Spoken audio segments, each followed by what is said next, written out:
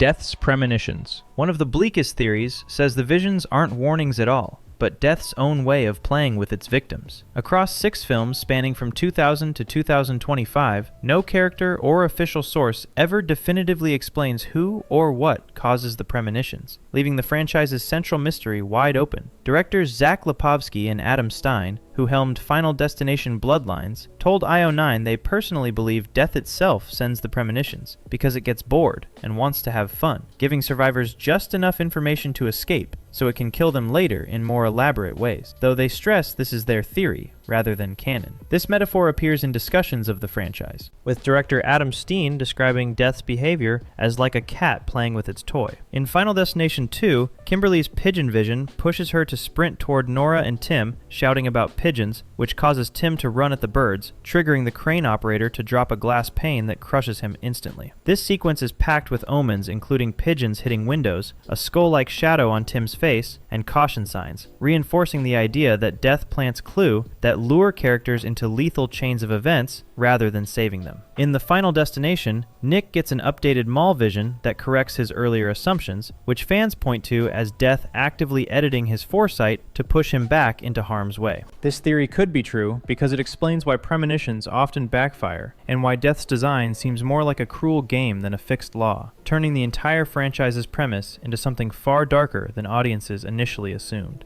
Life Force. On the opposite end, some fans think the visions come from a rival cosmic force called life itself, trying to sabotage death. The franchise wiki explicitly floats the idea of another force fighting against death that gives visions to someone who can save the greatest number of people before a disaster. A fan forum expands this into a full theory, where an entity called Life actively works to undo Death's plans by granting premonitions, even though Death later retaliates against the survivors. Supporters point to Kimberly blocking Route 23 in Final Destination 2, which diverts multiple cars and a police cruiser away from the pileup, saving far more people than just her friend group. In Bloodlines, Iris's Skyview premonition saves an entire restaurant tower in the late 1960s, and she then uses her Journal of Death's Omens to help Stefani avoid further tragedies, which fans see as life scoring temporary wins. Advocates argue that a purely malevolent death would never warn anyone at all, so the existence of visions that do protect large crowds suggests some benevolent counterforce at work. This theory could be true because it reframes the franchise as a cosmic tug-of-war rather than a one-sided slaughter, explaining why some people actually do survive while maintaining the series' tragic tone.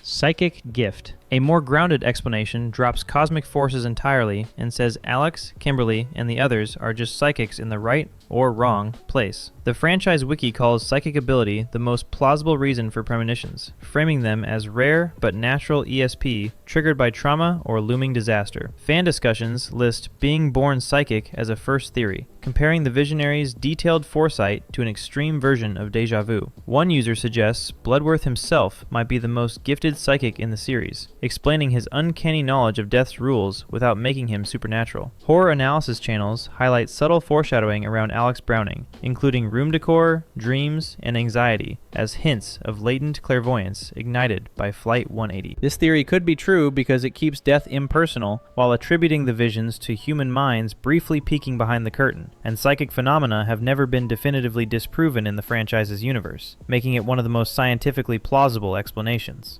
Paradox effect. One intricate fan theory pins all the visions on a paradox created by the roller coaster in Final Destination 3. A popular analysis argues that the third film is the odd one out in how its disaster works, noting that in most films the initial disaster only kills people already in place, such as passengers on Flight 180, cars directly behind the log truck on Route 23, spectators at McKinley Speedway, and workers on the North Bay Bridge. By contrast, Wendy's premonition leads several classmates to disembark Devil's Flight, and in a realistic scenario, operators would refill those seats with new riders never meant to die that day. The theory suggests that when those unintended riders die in the original unaltered crash timeline, their out-of-place deaths create a temporal paradox that ripples backward and forward, manifesting as premonitions in the other movies. This theory could be true because while the fifth film being a prequel complicates strict chronology, paradoxes by definition can scramble linear time, and the fact that one disaster operates differently from all others suggests something unique happened that affected the entire timeline.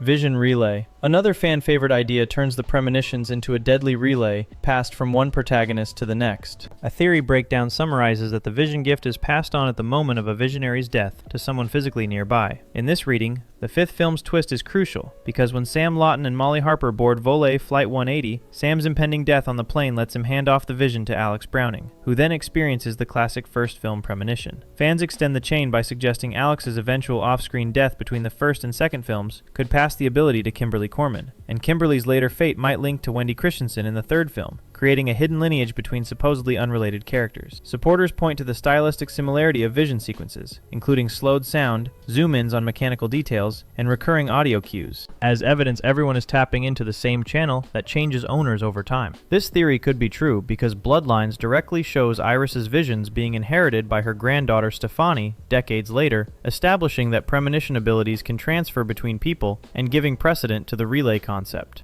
By the way, if this type of content interests you, I create videos like this regularly. Subscribing would really mean a lot. Unbeatable Design. Some fans argue that despite all the talk of cheating death, nobody in the series ever really does because Death planned it that way. A lengthy analysis argues that every apparent escape is actually part of Death's original design. In Final Destination 3, Wendy's camera footage foreshadows each survivor's individual death, including Lewis's weight room accident and Aaron's nail gun death, suggesting Death always intended those specific fates, and never meant to kill them all on Devil's Flight. The same analysis notes that in the fifth film, Sam's bridge premonition lets several workers escape, but their survival leads to extra deaths when Sam and Molly later die on Flight 180, along with hundreds of passengers. Multiple outlets echo this darker reading, proposing that the disasters are just Death's way of setting up groups of victims it can later torment one by one, often racking up a larger body count than the original crash would have. This theory could be true because Tim Carpenter's death in the second film, caused when Kimberly's warning sends him charging into the pigeons that trigger the falling glass pane, proves that acting on a premonition can execute Death's plan perfectly, suggesting every rescue might be exactly what Death wanted all along.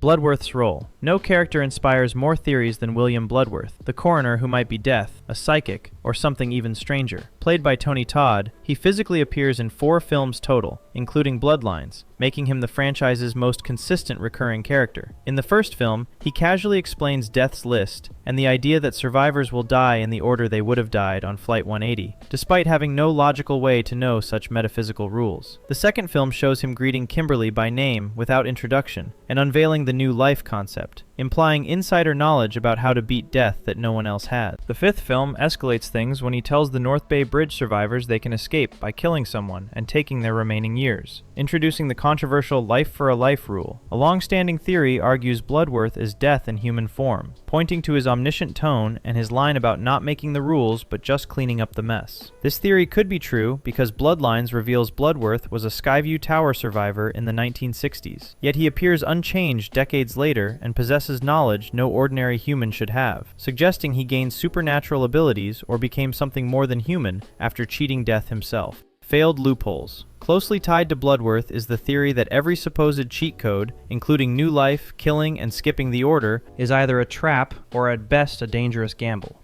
In the second film, Bludworth tells Clear, Kimberly, and Officer Burke that the introduction of life that was not meant to be could invalidate the list, which everyone initially interprets as protecting pregnant Isabella Hudson and her baby. The twist is that Isabella was never on Death's list, because the franchise wiki confirms she survives the Route 23 pileup in both premonition and reality, meaning her childbirth never counted as new life under Death's design. Kimberly instead gains new life by deliberately drowning herself and being resuscitated by Dr. Kalarjian, with Bludworth's rule reinterpreted as dying and being revived, a narrow and highly risky loophole. In the fifth film, Bludworth offers a different solution, where killing someone lets you inherit their remaining lifespan, but Peter murders FBI agent Jim Block and attempts to kill Molly, yet he and Sam still die soon after.